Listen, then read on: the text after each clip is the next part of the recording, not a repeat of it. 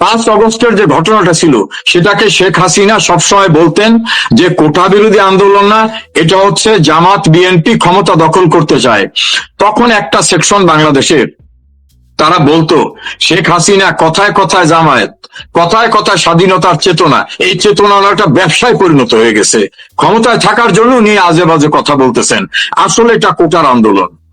যখন শেখ হাসিনা ক্ষমতা থেকে স্থানান্তর হলেন তখন কিন্তু ডক্টর ইউনূস ক্লিনটন ফাউন্ডেশনে গিয়ে বললেন নাথিং ওয়াজ হ্যাপেন্ড সাডেনলি, মানে হঠাৎ করে কিছু ঘটে নাই, ইট ওয়াজ আন্ডার মেটিকুলাস ডিজাইন, অর্থাৎ সুপরিকল্পিত ভাবে দীর্ঘদিন বসে এটা করা হয়েছে। তিনি মাস্টার মাইন্ড হিসাবে মাহফুজ আলমকে, যিনি এখন তথ্য উপদেষ্টা, তাকে সামনে নিয়ে আসলেন। আর বাংলাদেশে তার যারা সিপাহসালার, তার যারা নিয়োগকর্তা, বিশেষ করে নাহিদ ইসলাম এবং মাহফুজ, এরা তো বললেন যে আমরা অস্ত্র হাতে তুলে নেওয়ার প্রস্তুতি আমাদের ছিল যদি আমরা 5 আগস্ট শেখ হাসিনাকে ক্ষমতাচ্যুত করতে না পারতাম। এবং তাদের লোকরা বললেন আমরাই কিন্তু আন্দোলনকে বেগবান করতে পুলিশ মেরেছি, মেট্রো রেল, পদ্মা সেতু, টেলিভিশনে হামলা করেছি, আমাদের টার্গেট ছিল শেখ হাসিনাকে সরানো। এবং ইনকলাব মঞ্চের যে প্রতিনিধি মিস্টার সাদি, তিনি বললেন যে আমাদের তো আসল টার্গেট ছিল মুক্তিযুদ্ধের চেতনাকে পরাজিত করা, আমরা সেটা করতে পেরেছি।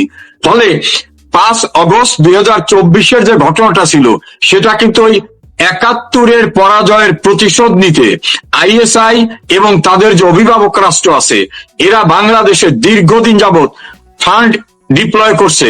ইউএস এইডের মাধ্যমে হিজড়াদের, সংস্কৃতি সেবীদের, বেসরকারি ইউনিভার্সিটির তাদের ট্রেনিং আপ করে তারা ধীরে ধীরে, শেখ হাসিনা তো টার্গেট না, টার্গেট হচ্ছে মুক্তিযুদ্ধের সরকারকে সরাতে হবে। এভাবে তাকে যখন সরালেন তখন জিনিসটা আরো স্পষ্ট হয়ে গেল যে মুক্তিযুদ্ধের যত স্মারক, বঙ্গবন্ধুর মুরাল, বীর শ্রেষ্ঠদের মুরাল, স্বাধীনতা চিরন্তন, সব ভেঙে চুরমার করে দিল। এমনকি 32 নম্বরে বঙ্গবন্ধু ভবন, যে ভবন থেকে মুক্তিযুদ্ধের পরিকল্পনা হতো, ভাষা আন্দোলনের নির্দেশনা হতো, 7 দফার নির্দেশনা এসেছিল, স্বাধীনতার ঘোষণা এসেছিল, সে বাড়িটাকেও গুড়িয়ে দিল। এবং তারপরই পাকিস্তানি উপপ্রধানমন্ত্রী, অন্যান্য মন্ত্রীরা আসা শুরু করলো। এর দ্বারা খুব ক্লিয়ার হয়ে গেল যে মুক্তিযুদ্ধের বাংলাদেশে পরাজয়ের গ্লানি থেকে বাঁচার জন্য তারাই 5 আগস্ট করেছিল। এই জন্য পাকিস্তানের উপপ্রধানমন্ত্রী এসে দাম্ভিকতার সঙ্গে বলতেছে আপনাদের মন পরিষ্কার করেন, আমাদের মন কিভাবে পরিষ্কার হবে? যে মনের আপনাকে থামাইতে চাই এই কথার প্রসঙ্গে। আপনি জানেন গত কয়েকদিন আগে অ্যাডভোকেট ফজলুর রহমান, বিএনপির চেয়ারপারসনের উপদেষ্টা, তাকে তার 3 মাসের জন্য সদস্য পদ স্থগিত করছেন বিএনপি। ঘটনাক্রমে আপনি যে কথা যে বললেন, পাকিস্তানের উপপ্রধানমন্ত্রী তিনি বলছেন যে দিল পরিষ্কার করার জন্য বাঙালিদেরকে। এই যে বিএনপির কিছুদিন আগেও একটু একটু করে মুক্তিযুদ্ধের কথা বলতেন, মুক্তিযুদ্ধের পক্ষে কিছু না কিছু বলতেন, কিন্তু হঠাৎ করে তারা কিছুটা ইউটার্ন দিচ্ছেন। যারাই মুক্তিযুদ্ধের পক্ষে কথা বলছেন তাদেরকে দল থেকে অনেকটা নিষ্ক্রিয় করে দিচ্ছেন। আপনি কি পাকিস্তানের উপপ্রধানমন্ত্রীর এই এখানে আসার সাথে এরকম সম্পর্ক দেখতে পাচ্ছেন? দেখুন, একেবারে প্রকাশ্য দিবালোকের মতো সূর্যের আলোতে সবকিছু দেখা যায় সেভাবে। এখন আপনাকে আরেকটু মনে করতে হবে, বিএনপি যখন প্রতিষ্ঠিত হয়েছিল তখন কিন্তু স্বাধীনতা বিরোধীদের বড় অংশটাকে নিয়ে চাইনিজ পন্থী যারা 2 কুকুরের লড়াই বলতেন, অর্থাৎ মুক্তিযুদ্ধের পক্ষে ছিলেন না, তারা, বিভ্রান্ত হওয়া কিছু জাসদ আর সুবিধাবাদী কিছু চরিত্রের লোক, এই 4 প্রকারের লোক নিয়ে জগা খিচুড়ি দিয়ে একটা সংগঠন হয়েছিল বিএনপি। সেখানে কিন্তু তারা জয় বাংলার পরিবর্তে পাকিস্তান স্টাইলে বাংলাদেশ জিন্দাবাদ নিয়ে আসছিল। এয়ারপোর্টে বিদেশি মেহমান আসলে লেখা থাকো শুভেচ্ছা স্বাগতম, সেটা হয়ে গেল আহলান সাহলান। এইভাবে আমাদের বাংলাদেশ বেতারের নাম চেঞ্জ করে বিএনপি করে দিল রেডিও বাংলাদেশ। অর্থাৎ পাকিস্তানি স্টাইলটা তারাই কিন্তু প্রথম এস্টাবলিশ করে। ফলে বিএনপির ভিতরে থেকে মুক্তিযুদ্ধের কথা তারা তখনই বলে যখন দেখে মুক্তিযোদ্ধাদের দরকার। আবার যখন মেসেজ আসে যে তাদের কথিত ধর্মান্ধরা অখুশি হয়ে যাবে, আপনি দেখেন মির্জা আব্বাস খুব কঠিন ভাষায় কিছু কথা বলছিলেন, তার কণ্ঠস্বর রুদ্ধ করে দেওয়া হয়েছে, এখন আর শব্দ নাই। গয়েশ্বর চন্দ্র রায় বলছিলেন 71কে যারা ভুলতে পারে তারা কেউ না, খুব খারাপ কথা বলছিলেন। এখন তার কোথাও দেখবেন না। কদিন আগে সালাউদ্দিন সাহেব কথা বলছিলেন, এখন তার কণ্ঠস্বর আর নাই। হাবিবুর রহমান ছাত্রলীগের সাবেক সভাপতি, বিএনপির নেতা, তিনি কিছু কথা বলছিলেন, এখন তার কোথাও আর শব্দ নাই। ফজলুর রহমান বীর মুক্তিযোদ্ধা এবং মুক্তিযুদ্ধকালীন একটা ইউনিটের কমান্ডার ছিলেন, তিনি জয় বাংলা বলছেন যে এটা আওয়ামী লীগের স্লোগান না, এটা মুক্তিযুদ্ধের স্লোগান।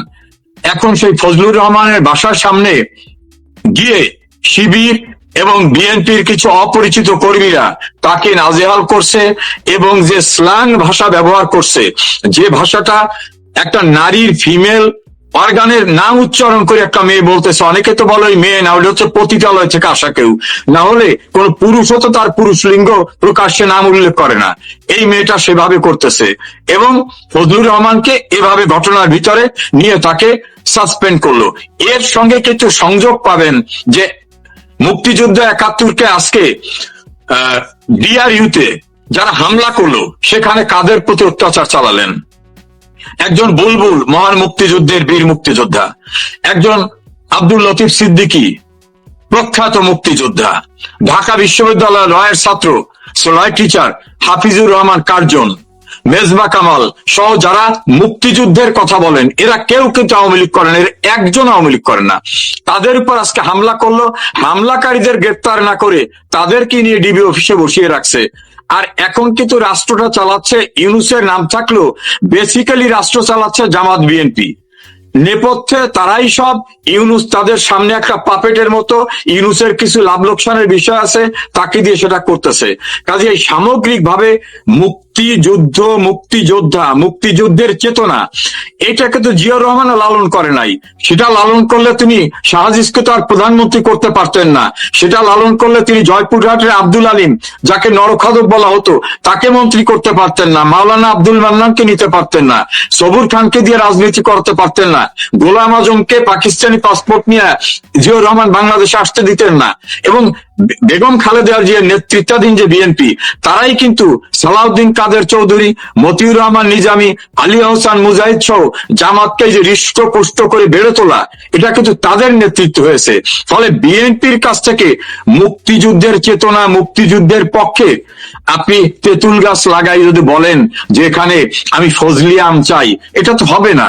বিএনপির সৃষ্টিটা হয়েছিল স্বাধীনতা বিরোধীদের নিয়ে, কিছু বিপদগামী মুক্তিযোদ্ধারাও তখন আবেগ তাড়িত হয়ে, জিয়াউর রহমান যেহেতু একটা সেক্টরের কমান্ডার ছিলেন, গেছিল, কিন্তু ওখানে মেজরিটিটা হচ্ছে স্বাধীনতা বিরোধী। এই জন্য ওখানে বসে মুক্তিযুদ্ধের কথা বলা, ফজলুর রহমানরা এভাবে নাজেহাল হবেন, এটাই স্বাভাবিক। কিন্তু দুর্ভাগ্যবশত বাংলাদেশে কিছু লোকজন তো এর পক্ষে সাফাই গাচ্ছেন। আরো দুর্ভাগ্যজনক হচ্ছে যে বিএনপিও তো এ বিষয়ে কোনো উচ্চবাচ্য করছেন না। বিএনপি আপাতত ক্ষমতায় যাওয়ার ব্যাপারে খুব ব্যস্ত। এই জন্য কোন কথা বলিলে কে অখুশি হইবে, পাকিস্তান অখুশি হইল কিনা। আচ্ছা শুনেন, উপপ্রধানমন্ত্রী তাকে ধরার দরকার নাই, তিনি একটা মন্ত্রণালয়ের মন্ত্রী ছিলেন, পররাষ্ট্রমন্ত্রী। আপনি পৃথিবীতে কোথাও শুনছেন যে একজন পররাষ্ট্রমন্ত্রীর সঙ্গে দেখা করতে যে গদগদ হয়ে হাত মিলাইয়া হাত ছাড়তেছে না জামাতের নায়েবে আমির, ওটা না ধরে নিলাম, ও ধরছে যে আহারে আমার উস্তাদরা আসছেন, উস্তাদরা আসছেন। বিএনপির মহাসচিব পাকিস্তানের পররাষ্ট্রমন্ত্রীর সঙ্গে গিয়ে গদগদ হয়ে ছবি তুললেন, আমি দেখে লজ্জা পাইছি। কারণ মির্জা ফখরুল ইসলাম আলমগীরকে রাজনীতির বাইরে আমি একজন সজ্জন ভদ্রলোক হিসাবে চিনি, তিনি যে একটা মন্ত্রীর সঙ্গে দেখা করতে যেভাবে আলাপ আলোচনা করলেন, মনে হয় যেন আমেরিকার প্রেসিডেন্টের সঙ্গে। আবার খালেদা জিয়ার সঙ্গে তিনি দেখা করলেন, হাসপাতালে ডাক্তার শফিকের সঙ্গে দেখা করলেন, শফিক সাহেব নাকি অসুস্থ, তার ভিতরে মনে হলো যে এমন উচ্ছ্বাস এসেছে, মনে হয় তিনি সুস্থই হয়ে গেছেন। এই পাকিস্তানের লোক পেলে যারা এত গদগদ হয়, এটা একটা শ্রেণী, এদের ভিতরে চাঁদ তারা পতাকার প্রতি ভালোবাসা আছে। এরা আমার সোনার বাংলা আমি তোমায় ভালোবাসির চেয়ে পাক সার জমিন সাদবাদ ওইটা ভালো লাগে। এই জন্য গোলাম আজমের ছেলে দুঃসাহস রেখে বাংলাদেশে বসে বলে পতাকা পাল্টাতে হবে, জাতীয় সঙ্গীত পাল্টাতে হবে। কার ছেলে? গোলাম আজমের ছেলে। গোলাম আজমকে, যিনি পাকিস্তানি নাগরিক হয়ে পাকিস্তান পুনরুদ্ধার করার জন্য সারা দুনিয়ায় ঘুরে বেড়িয়েছেন, পূর্ব পাকিস্তান পুনরুদ্ধার কমিটির তিনি আহ্বায়ক ছিলেন। কাজে এই জাতীয় লোকরা যারা পাকিস্তানের মেন্টালিটি এখনো পোষণ করে, এরা যুগে যুগে ছিল, যুগে যুগে থাকবে। এদের নিয়ে আমরা আলোচনা না করা ভালো। ওদেরকে পরাজিত করেই কিন্তু আমরা লাল সবুজের পতাকা উড়িয়েছি।